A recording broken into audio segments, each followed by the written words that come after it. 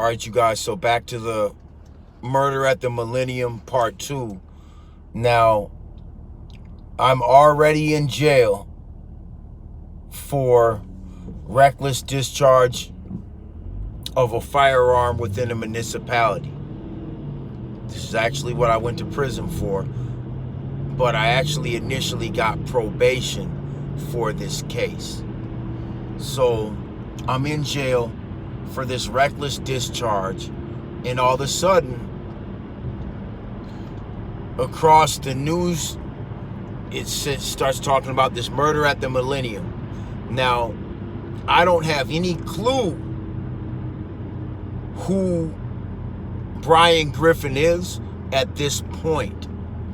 Now, when Brian Griffin came to the county jail, he ended up in 13A because it was the felony quad or pod, whatever you want to call it. So he ends up on the same unit as me within, I think, a matter of hours of seeing it on the news. It might have been the next day, but I think it was a matter of hours, you guys. So when he gets on the unit, the jailhouse snitch, who I told you guys about earlier, who I had an altercation with 14 years earlier, starts saying that, yeah, I heard that Jimmy smoked that guy. He's been running around with a 44 Magnum. And I said, well, a 44 Magnum's a 6-shot revolver, and this victim was shot 8 times, so that's not possible. So right away, this dude is trying to incriminate Jimmy on the murder, but I don't even think he was free in the streets. I'm talking about the informant at the time the murder happened, but he might have been. Everybody got picked up at around the same time on different shit. Okay? Ironically. So I was in jail for some totally separate shit already. I don't remember how long I was there, but it wasn't more than 35 days because I bailed out. After 35 days, they gave me a bail, and I posted it, and I was back in the streets. So the dude, the jailhouse snitch, starts trying to incriminate my boy Jimmy and implicate him in the murder. And then Brian Griffin comes onto 13A, who actually did the murder, and was like, Jimmy didn't have nothing to do with the murder. Because I brought Brian to the side and said, listen, man, Jimmy's my boy, and this is what is going on with this motherfucker over here, meaning the jailhouse snitch. So, and now mind you, he's also in there trying to incriminate me on some shit that's just a step down from murder. Okay? As far as the severity and the amount of time it'll get you. This motherfucker, man. So I'm ready to just knock him out almost from the moment I see him. Okay? So Brian's like, listen, man, I confessed to the murder. I told the police that Jimmy didn't even know I was gonna do it, which he didn't even know. He said when I shot him, Jimmy ducked. He said he just didn't have a clue. And he told the investigators that Jimmy had nothing to do with the murder. There was no way he could have known it was about to happen. And you guys, it's really hard to be with somebody if they kill somebody and you're with them and you don't testify against them immediately and run to the police and snitch on them. You're basically guilty, especially in the state of Minnesota. So Brian actually saved Jimmy from getting charged as an accomplice, which he was never an accomplice, but he was with him. Now, fast forward. Brian pleads guilty, gets like 20 years in prison. I forgot his exact sentence, but it wasn't anything to debate as far as it was an open and shut situation, you guys. But the police never tried, thank God, never tried to charge Jimmy with, they would have never got to stick, but he's been to prison 10 times. So he would have been like the kind of person that they would charge as an accessory just for being there, even if he had nothing to do with it. So thank God Jimmy never got charged with the murder, but they did come looking for him in the early stages and actually raided a house that I kind of was staying at after I got out of jail, not before. But my homie was already, it was already his crib. So the house that I moved into when I bailed out of jail had been raided about this murder when they were looking for Jimmy early on. And even once they got Brian's confession, I still think they were looking for Jimmy just to maybe, for him to maybe try to, I guess, validate what Brian said. Maybe they were hoping Jimmy was gonna fuck up and implicate himself in a murder that he had nothing to do with, but he was there. So you guys, just hanging around a person can get you all day in prison. So fast forward the story, I eventually see Jimmy, and I'm like, bro. Now, mind you, Brian didn't really want to discuss the details, whether he confessed or not. He didn't want to discuss the details. But one thing he did discuss was the dude that he killed was kind of like a jacker, didn't really have the best reputation as far as for doing legitimate business with people. And he was known for having guns and shit like that, right? So I was talking to Brian, I could tell he kind of felt bad about it. And I was like, yeah, you know what, man? Yeah, I heard dude wasn't really shit anyway, bro. You know, when it comes down to it. And he was like, yeah, man, but I still feel bad because I killed him and his kids were in the next room. It was like adjoining room, you guys. And he killed this guy with his kids in the next room. And that's what he felt bad about. Okay?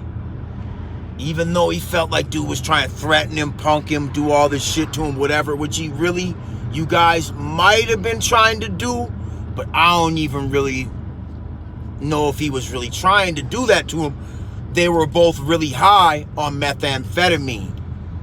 Okay? I think they were all high on methamphetamine. So,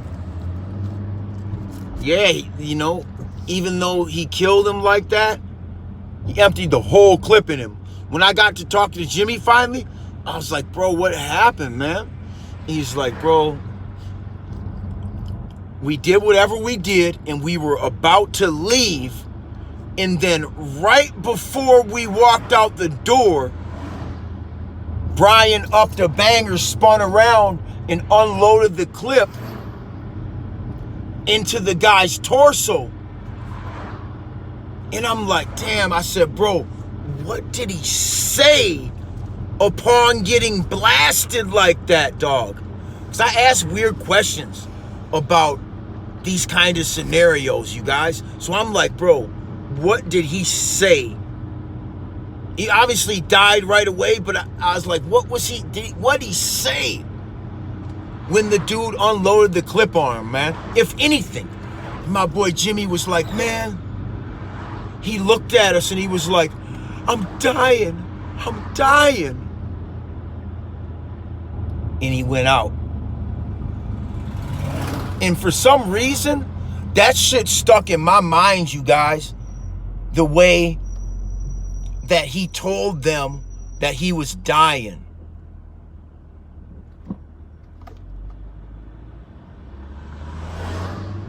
Was fucking one of the weirdest homicide scenarios I'd ever heard about.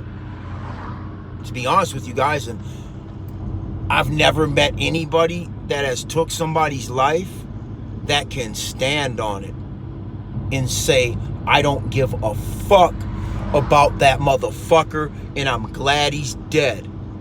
I have never met one person that has ever made that statement that I know personally after taking somebody's life. Nobody. I've never met one person that could stand on it, you guys. And what I mean by stand on it is not have any problem with what they did, be glad they did it, and seem to have elevated self-esteem behind handling this shit. I've never seen that. I've only seen remorse, regret, and misery